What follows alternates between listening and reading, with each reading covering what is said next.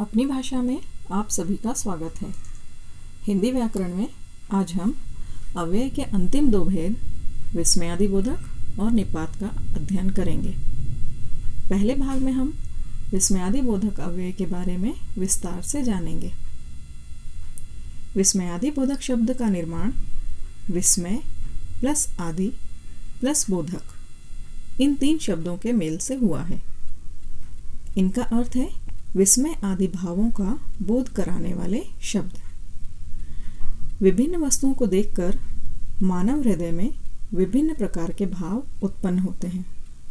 कई बार कुछ भाव इतने प्रबल होते हैं कि हमारे मुख से अनायास ही इन भावों को प्रकट करने वाले शब्द निकल जाते हैं।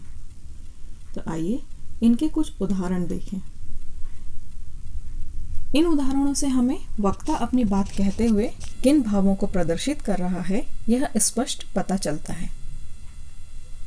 पहला उदाहरण, वाह तुमने मेरा नाम रोशन कर दिया, हर्ष का भाव। अरे आप चिंतित क्यों हैं, आश्चर्य का भाव। काश मेरी लॉटरी निकल आती, इच्छा का भाव। हाय मैं लुट गया, शोक का भाव।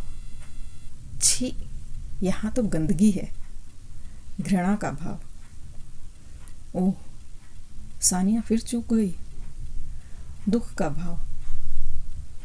इन वाक्यों में वाह, अरे, काश, हाय, छी, ओह ये सभी विस्मयादिबोधक अव्यय है, क्योंकि ये मन के भावों को व्यक्त कर रहे हैं। इस आधार पर विस्मयादिबोधक अव्यय की परिभाषा देखें।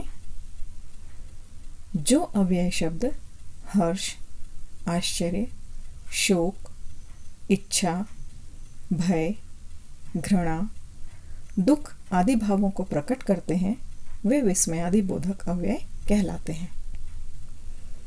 यहाँ कुछ ध्यान देने योग्य बातें भी देखें।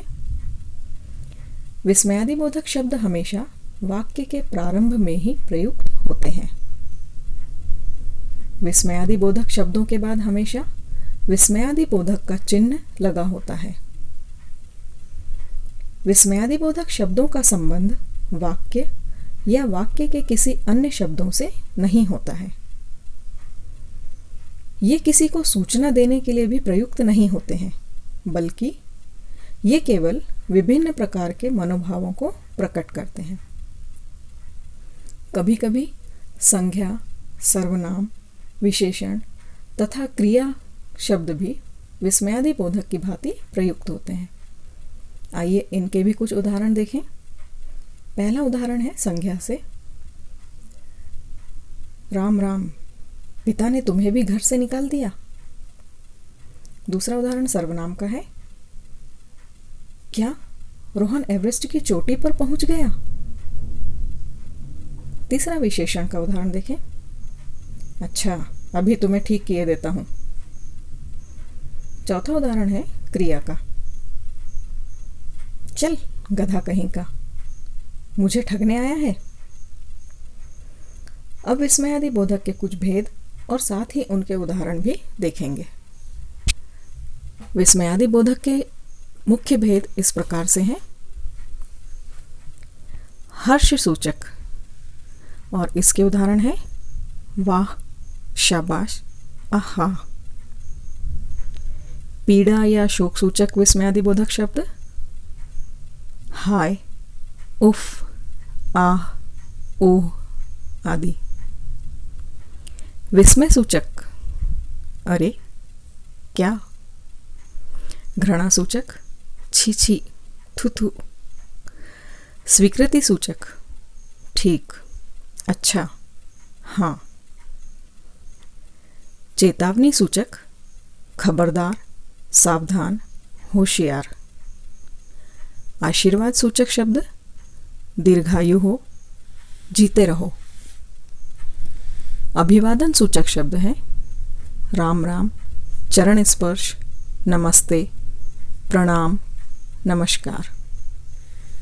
संबोधन सूचक है ए, अरे, हे।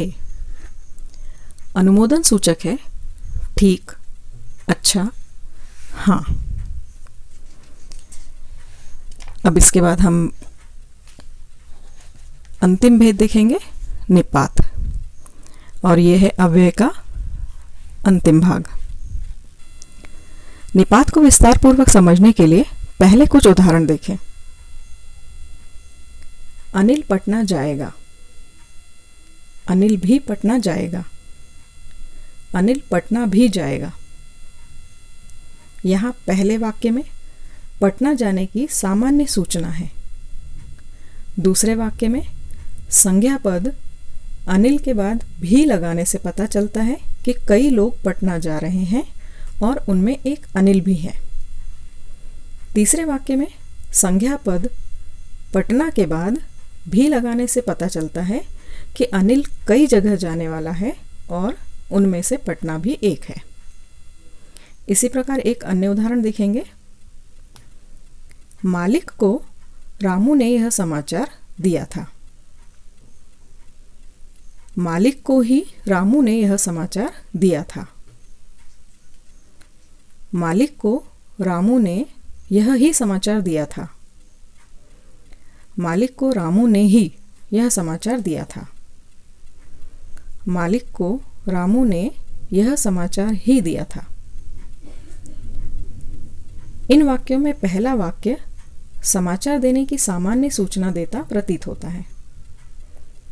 दूसरे वाक्य में यह पता चलता है कि समाचार सिर्फ मालिक को ही रामू द्वारा दिया गया है, किसी और को नहीं। तीसरे वाक्य में मालिक को रामू द्वारा किसी खास समाचार के दिए जाने की बात कही गई है। चौथे वाक्य में मालिक को सिर्फ रामू द्वारा समाचार दिए जाने का बोध होता है। और पांचवें वाक्य में रामू द्वारा मालिक को सिर्फ समाचार दिए जाने का पता चलता है, अर्थात सिर्फ समाचार दिया गया है, अन्य और कोई बात नहीं बताई गई है। इस प्रकार हमें यह ज्ञात होता है कि पहले उदाहरण में भी शब्द का प्रयोग अपनी बात पर विशेष बल देने के लिए किया गया है, तथा दूसरे उदाहरण में ही शब्द का प्रयोग किसी विशेष बात पर बल देने के लिए किया गया है। इस आधार पर निपात की परिभाषा इस प्रकार होगी। जो अव्यय किसी शब्द को बल प्रदान करने के लिए प्रयुक्त किए जाते हैं उन्हें निपात कहते हैं। यहाँ जानने योग्य खास बात यह है कि वाक्य के जिस शब्द के साथ निपात का प्रयोग किया जाता है उस शब्द को बल तो मिलता ही है, साथ ही वाक्य के अर्थ में भी परिवर्तन आ जाता है। कुछ निपात इस प्रकार हैं: ही, भी, तो, तक, मात्र, केवल, सिर्फ, न, भर आदि। वाक्य में निपात के प्रयोग के कुछ और उदाहरण इस प्रकार हैं। मैंने ही पीटर को अस्पताल पहुंचाया था, मैंने पीटर को अस्पताल ही पहुंचाया था। मेरा दोस्त रमेश भी मेरे साथ गया था, अस्पताल में उसे रात भर रखा गया। डॉक्टर की फीस मात्र 100 रुपये थी। पीटर के साथ रात में केवल मैं ही रुका था। बच्चों, यदि आपने मेरे चैनल को अभी तक सब्सक्राइब नहीं किया है तो अभी सब्सक्राइब करें और मेरे वीडियो को लाइक करें। साथ ही बेल आइकन दबाना ना भूलें, जिससे आने वाले समय में मेरे द्वारा बनाए गए वीडियो आपको प्राप्त होते रहें। धन्यवाद। आपका दिन शुभ हो।